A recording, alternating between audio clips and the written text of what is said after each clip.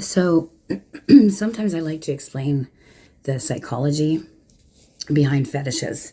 But before I get started, if you like my channel and you like the content I have on here, please subscribe. I notice I have a lot of watchers of my videos, but way less people that are actually subscribed to my channel. So just take a second, hit the subscribe button, and you can also leave a like, thumbs up on my video at the end if you've liked this particular video. I'm also very open to taking comments down below in terms of specific topics that you might like me to cover. I'm open to that also. So let's get started. So this is a situation that happened tonight. I had a session and I cut it off halfway through after he basically interrupted the role play to ask me to do some more very specific things. So when somebody is like very specifically scripting a session, you know, that's it's usually for them, it's about control, it's about safety, it's about regulation. So it could even be like a PuppetMaster type fantasy where I'm basically executing his fantasy exactly the way he wants it executed.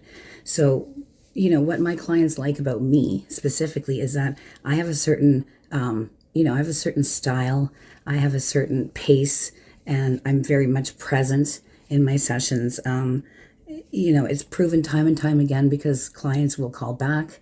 They will praise me, compliment me, tell me I'm excellent at what I do, that I'm the best out there. And I have a long list of regular repeat clients. So, you know, basically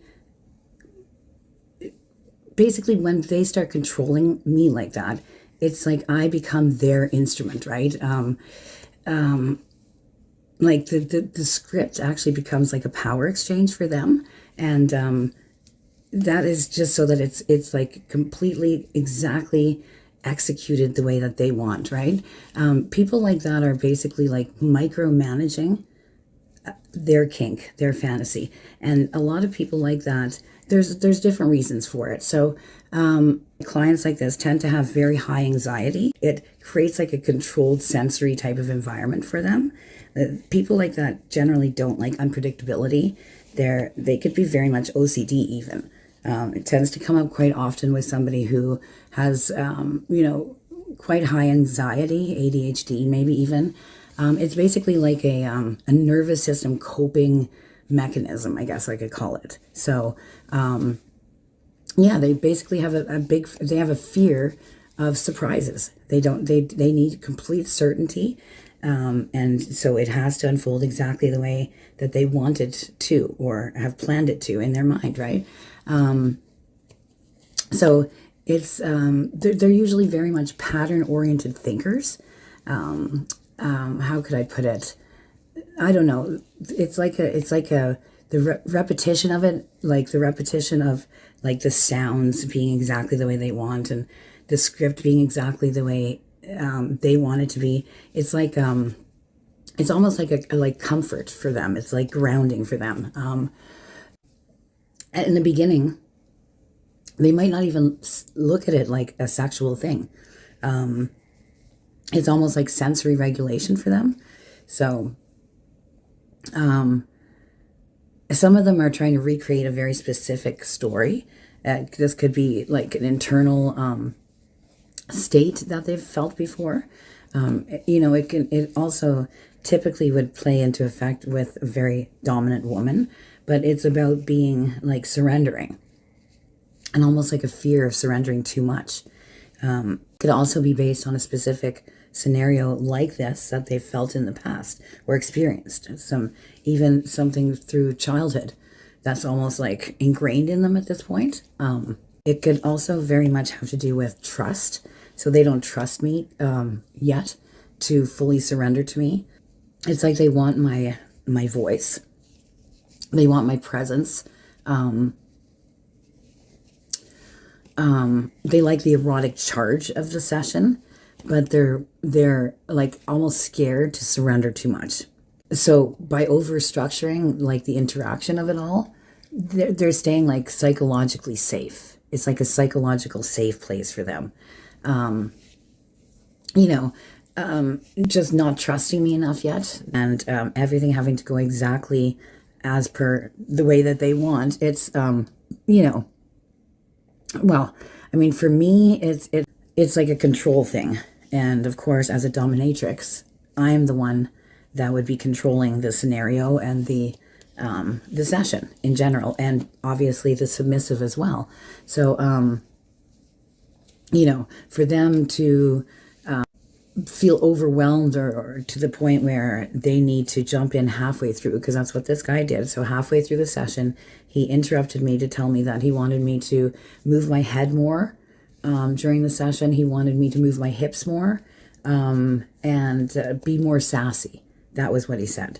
So I stopped it and I said, I can't continue with this session. I mean, he had literally sent me videos in the beginning on exactly how he wanted it to sound, how he wanted me to say things, exact words he wanted me to say, how long the words should last for. So one of the words, for example, was "sht," and he didn't want me to carry that sound out. It shouldn't be like "sht." It needed to be "sht." Like, so, I mean, that becomes like, how can you, that's like hyper managing the scenario. Right? It's I don't know, it's like almost like he's scared for things to go in any way like off. At the end of the day, a session like this isn't about him wanting dominance from me. It's about him wanting me to be like his puppet, right? He's authoring the script completely himself. He's like, he wants the choreography to go his way. He wants, you know, it's completely customized for him, completely controlled by him. So if he's got zero tolerance for any deviation on the script, like I go off in any certain which way, it's going to break it's almost like it's going to break the fantasy for him. The illusion becomes broken because it's slightly off for him, right? So clients that want that level of control as this client wanted, they're not actually surrendering. Like, it's like they're managing their anxiety through control, right? And something like that it's always going to clash with me. And it doesn't make them wrong. It just means that they need a different provider, right? I'm just basically protecting my integrity of my role. So it's not like I purposely rejected him. I just have to protect my integrity because that, my pets, is dominance. So, a little explanation, but once payment is made to me, the content of the session is discussed. And anything you want that session to include must be discussed at that time. Halfway through a session to, you know, redirect me to something that is more how you want it to be is not going to work. Anything you want in the beginning, say it in the beginning, my pets. Okay? And I do have a safe word. So if something's not going your way because it's hurting you, offending you, or just doesn't feel good, that's when you say the safe word. And everything stops. No questions asked. And we continue on without that element. So there's always that as well. Anyways, all this being said, kisses. I hope you all had a very Merry Christmas. And I look forward to hopefully connecting with you soon for a session.